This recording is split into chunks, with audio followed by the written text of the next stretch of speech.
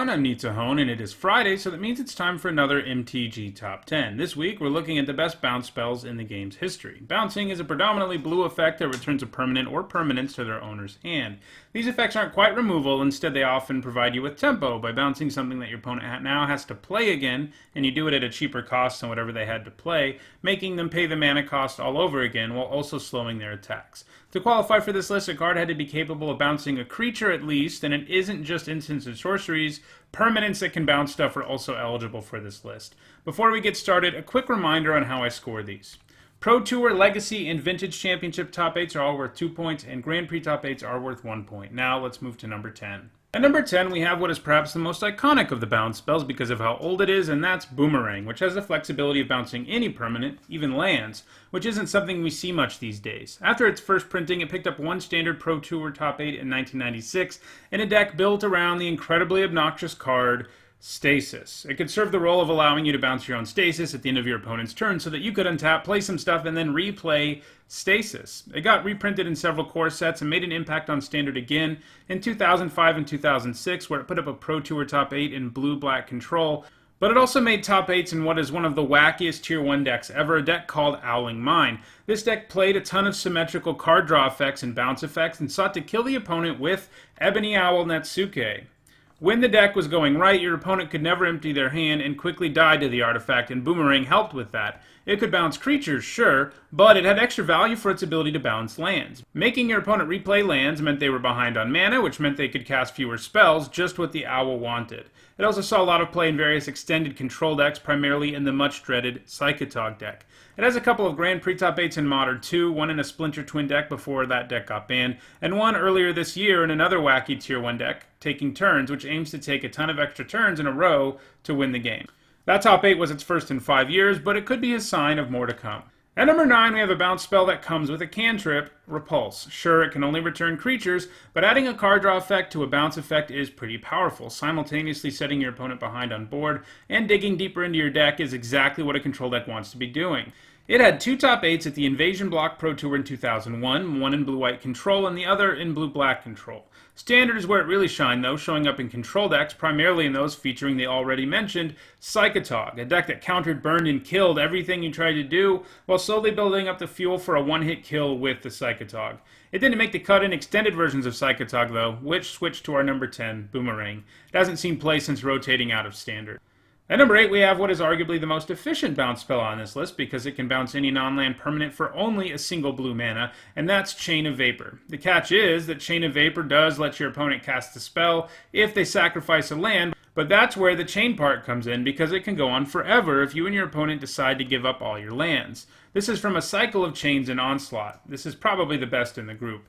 It never saw any play in block or standard, but it found a home in extended decks, especially once the first dredge decks emerged there. That deck didn't really care if it kept its lands, so opponents usually just had to settle for getting one of their permanents bounced and weren't really interested in recasting it on you. It has continued to see play in dredge decks in both Legacy and Vintage, though it has been the most prolific in the former. More recently, it has begun seeing play in Legacy Storm decks, though it hasn't managed a Grand Prix top 8 in any format in over 2 years. At number 7, we have a bounce spell that can actually just bounce your opponent's entire non-land board, and as a result, it's an EDH staple in addition to having seen play in competitive Premier tournaments, and that is Cyclonic Rift. Capable of bouncing a single non-land permanent for 2 mana, or all of your opponent's non-land permanents for 7. Both options are appealing, but obviously the latter is completely game-breaking. It had a great time in Standard, especially when Devotion emerged during Theros. It was a fixture in Devotion to blue decks that ran Nykthos Shrine to Nyx and lots of blue cards, so casting this overloaded wasn't exactly far-fetched. It has also seen a little bit of play in Modern back in the Splinter Twin days. At number 6, we have a bounce spell its next spell, and that is Repeal. Like Repulse, it's a bounce spell that comes with a card draw effect. Sure, you have to pay the converted mana cost of that card, but it can bounce any non-land permanent. It can also bounce token creatures for only a single blue mana, which does come up from time to time. It didn't actually see much play in block or standard, putting up a combined 6 points across those formats. Extended is where it first found its real home, and that was Tron decks, where the potential huge mana cost of bouncing some permanents became much less of a problem thanks to the absurd amount of mana that Tron decks can generate. Predominantly blue versions of Tron didn't really make the transition to Modern though, but it has become a fixture there in Scapeshift decks, which also produce a lot of mana and want to buy time to combo off, and Repeal works well with both of those things. It has also recently begun to see play in Storm decks there. It is also seen play in Eternal formats where incredibly cheap permanents are common, so using Repeal to bounce them is a pretty good deal.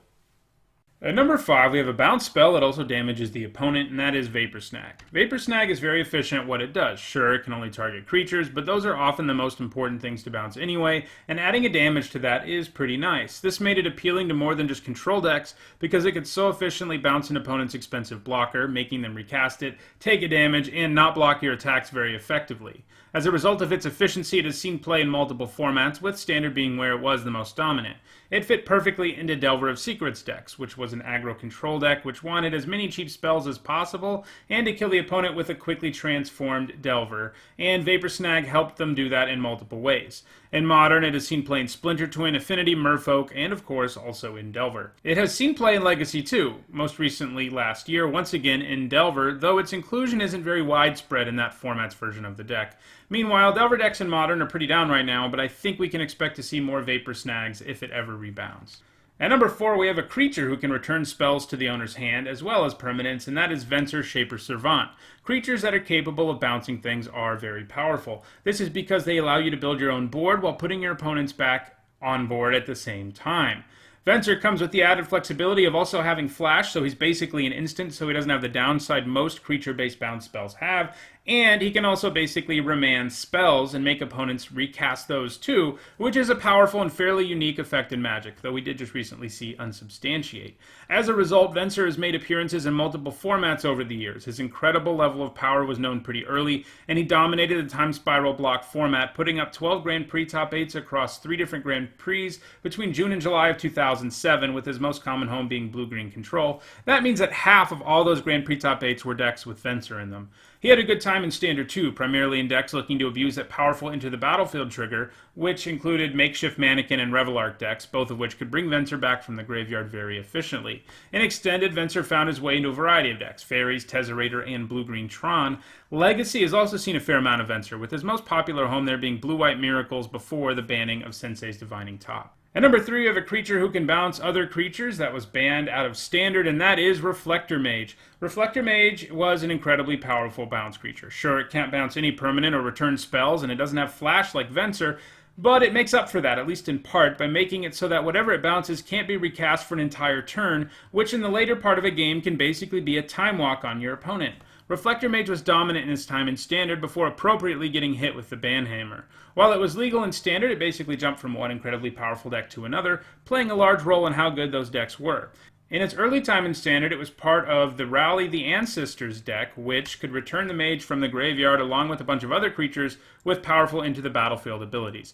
After Rally rotated, Collected Company decks, basically all of which were banned in order to play the Mage, just like with Rally, you could get your Reflector Mage into play at instant speed, which is, of course, sort of like what Venser does. Even after both those two powerful cards were gone from Standard and after rotating, Reflector Mage continued on, well, reflecting things in Azorius aggro decks before finally being hit with the Banhammer.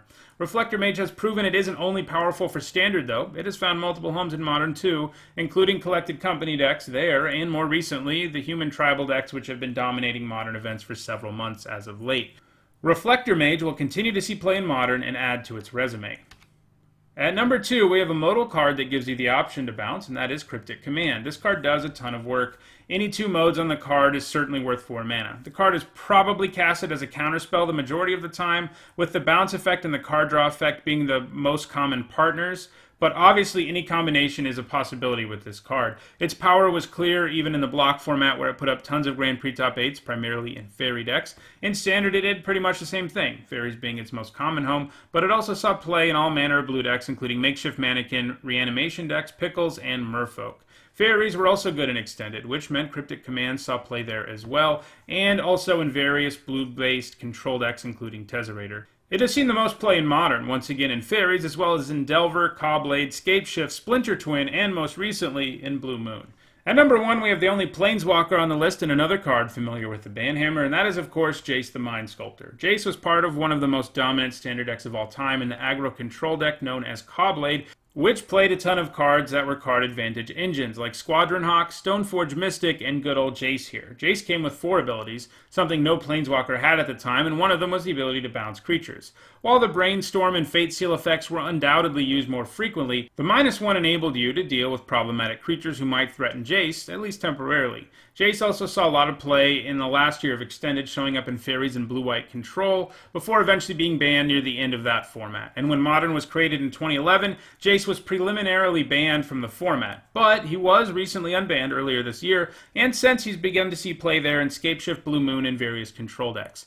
Jace has always been legal in the Eternal formats, and he's so powerful that he has been prolific in them. He has seen the most play in Legacy, showing up in a variety of different control decks, including 4-color control, Countertop, and Miracles. He has made the top 8s of several Vintage Championships as well, primarily in Monastery Mentor decks. He is currently actively seeing play across 3 formats, and doesn't seem likely to give up the #1 spot on this list anytime soon.